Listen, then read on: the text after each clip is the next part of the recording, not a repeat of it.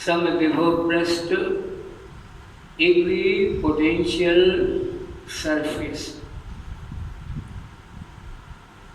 बिल्कुल जैसे नाम से स्पष्ट, बड़ा सरल सरल है, आसान आसान, विज्ञान के तथ्यों पर आधारित विषय है, बड़ा सिंपल है।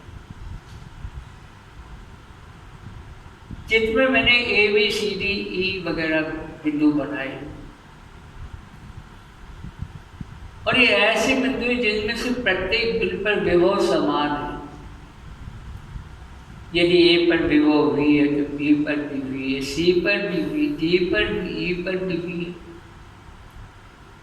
ये सारे के सारे बिंदु जिनके विभव एक समान है, इनको मिलाने वाले तल को हम समविभव पृष्ठ कहते हैं।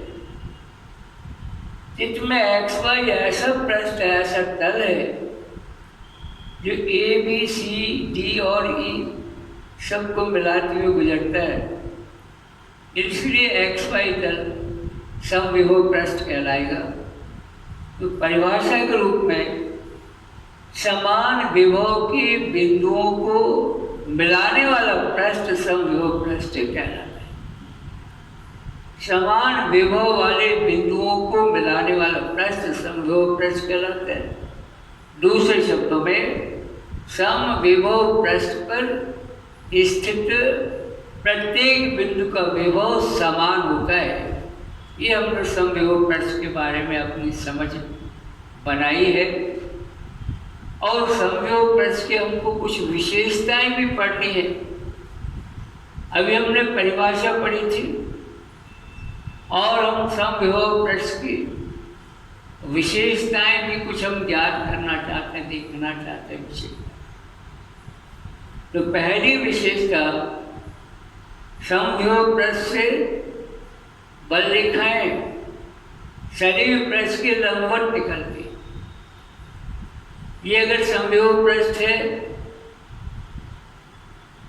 धन आवेश से आवेशित है, तो बल रेखाएं इस पृष्ठ के लंबवत निकलेगी। तो पहली बात होगी, समविभव पृष्ठ से बल रेखाएं सदैव उस पृष्ठ के लंबवत निकलती है। ये पहला बिंदु हो जाएगा। समविभव पृष्ठ से बल रेखाएं, बल रेखाओं से मतलब विद्युत बल, बल रेखाएं सदैव उस पृष्ठ के लंबवत निकलती है। ये तो पहली बात होगी। अब दूसरी विशेषता देखें अपन इसमें। जैसा हमको बता, समविभव पृष्ठ के प्रत्येक बिंदु पर विभव समान होता है, और कार्य बराबर विभवांतर बटे परीक्षण आवेश या विभवांतर बटे आवेश होता है। लेकिन जब विभव दो बिंदुओं पर बराबर है तो विभवांतर शून्य होगा, और विभवांतर शून्य होगा तो कार्य शून्य होगा, कोई कार्य नहीं करना। देख लें अपन, किसी समविभव पृष्ठ पर आवेश को एक बिंदु से दूसरे बिंदु तक ले जाने में कोई कार्य नहीं करना पड़ता है।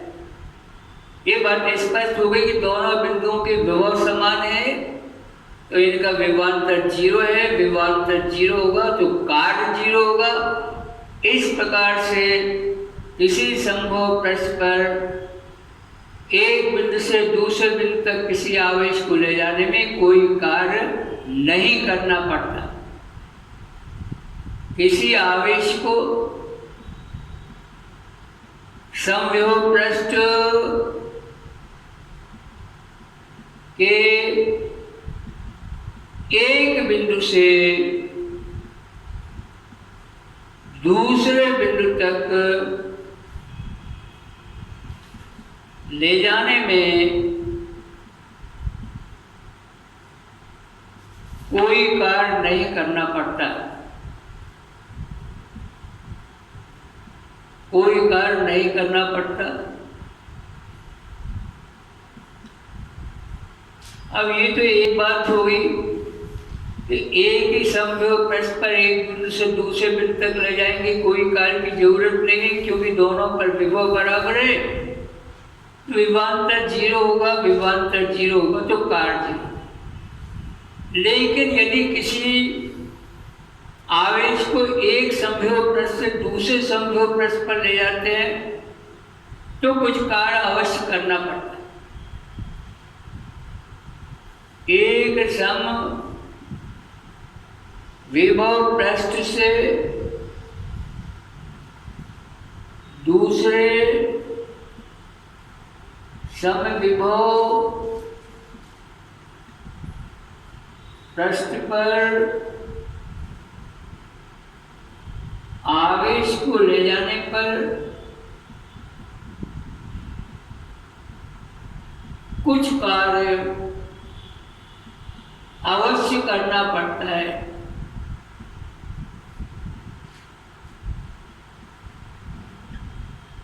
अब प्रश्न ये कार्य कब अधिक होगा, कब कम होगा?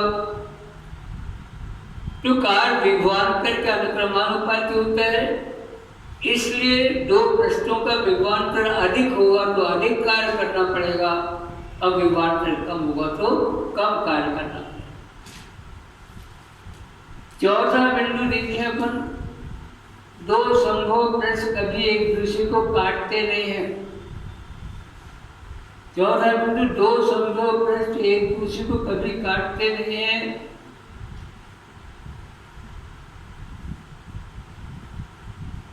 पृष्ठ एक दूसरे को काटते नहीं है। इस बात को अपन ऐसे विचार करें, ये समझने के लिए मैंने कुछ गोले बनाए हैं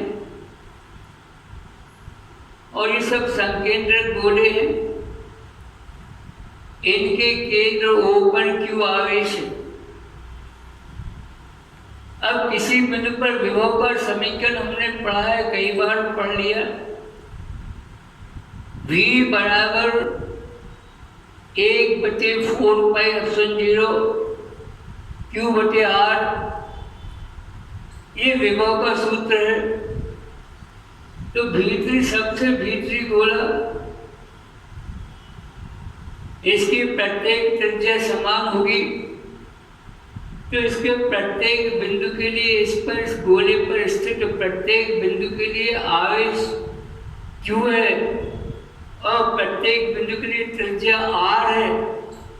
इसलिए इस गोले के प्रत्येक बिंदु पर विभव का मान समान होगा। ये भीतरी गोले एक समभुज पृष्ठ है।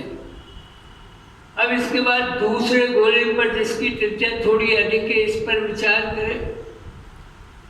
इसकी त्रिज्या थोड़ी अधिक है तो ये भी समभुज पृष्ठ तो है,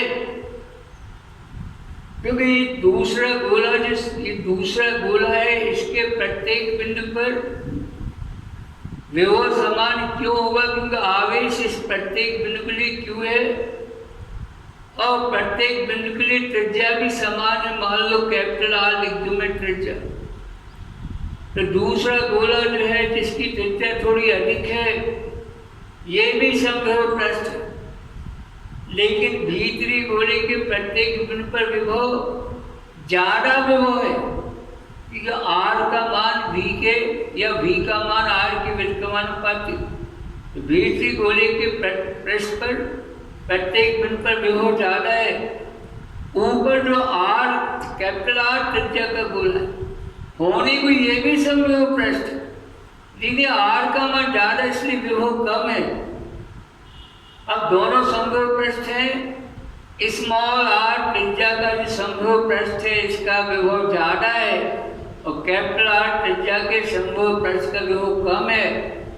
यहाँ पर यदि आवेश को हम एक समभुज पृष्ठ से दूसरे समभुज पृष्ठ पर ले जाएंगे तो कुछ कार्य करना पड़ेगा, क्योंकि कार्य विभवांतर के समानुपाती होता है।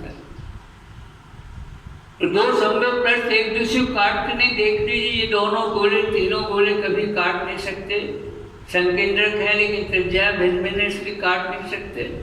तो दो समव्यूह पृष्ठ एक दूसरे को काट नहीं सकते, कभी नहीं काटते हैं। और अगली बात देख ली अपने बच्चों प्लीज यहाँ पर कि प्रत्येक बिंदु आवेश के पलटा बनाए गए सारे के सारे गोले समव्यूह पृष्ठ होते हैं। बिंदु आवेश के पलटा बनाए गए सभी गोले समव्यूह पृष्ठ होते हैं। और अगली बात, बिंदु आवेश के पलटा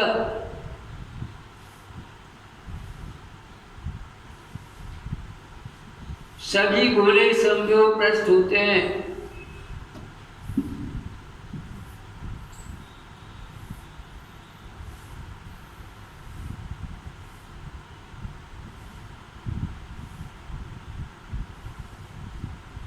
समव्यूह पृष्ठ होते हैं।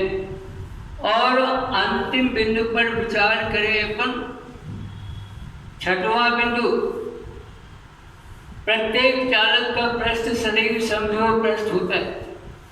चालक मन धातु से बनी वस्तु, तो प्रत्येक आवेशित चालक का पृष्ठ सदैव समव्यूह पृष्ठ होता है। चालक का पृष्ठ सदैव समव्यूह पृष्ठ होता है।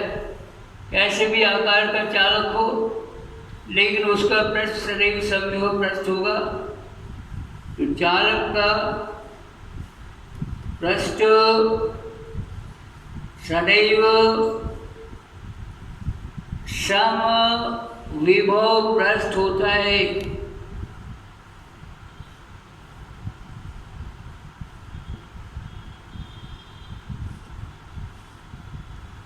इस प्रकार से यहाँ पर 6 बिंदु लिखे हुए हैं। समव्यूह पृष्ठ परिभाषा हमने देख ली। समान विभव वाले बिंदुओं को मिलाने वाले पृष्ठ को समव्यूह पृष्ठ कहते हैं। समव्यूह पृष्ठ की कुछ विशेषताएं लिखी हुई हैं। समव्यूह पृष्ठ से बल्लिकाएं सदैव उस पृष्ठ के लंबवत निकलती हैं।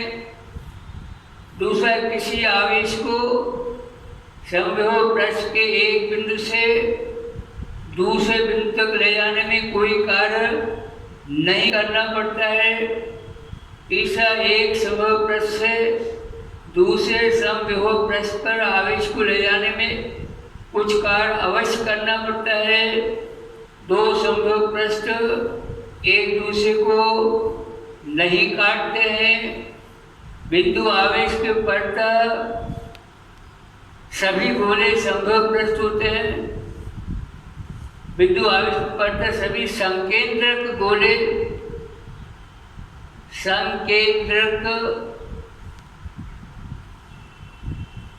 गोले समव्यूह पृष्ठ होते हैं। और चालक का पृष्ठ सदैव समव्यूह पृष्ठ होता है। ये समव्यूह पृष्ठ की 6 विशेषताएं।